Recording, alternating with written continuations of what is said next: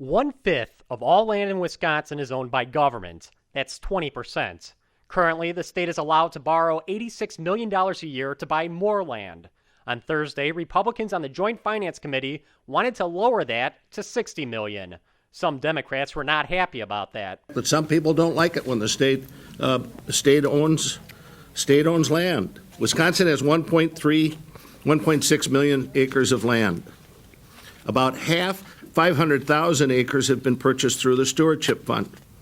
Minnesota has 8.3 million acres of land.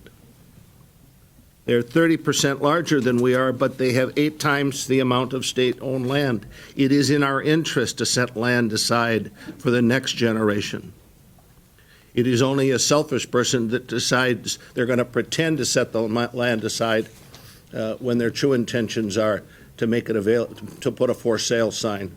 Many people around the state who are stewardship supporters are saying, you know, if we have 20% of all the land in Wisconsin off the public taxation, in many of the areas that we've talked about that are really struggling right now, you know, they would say maybe it is time to go back to the 60 million. There's many people that question in these economic times why we need to purchase or bond for $86 million of land a year.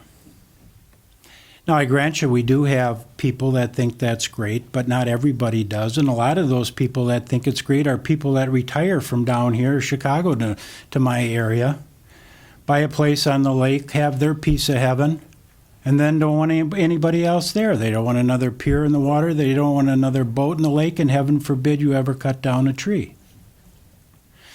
But there are people in my district that still have to make a living. In the end, the committee voted to allow $60 million of bonding authority for the stewardship and public lands programs, 13-3.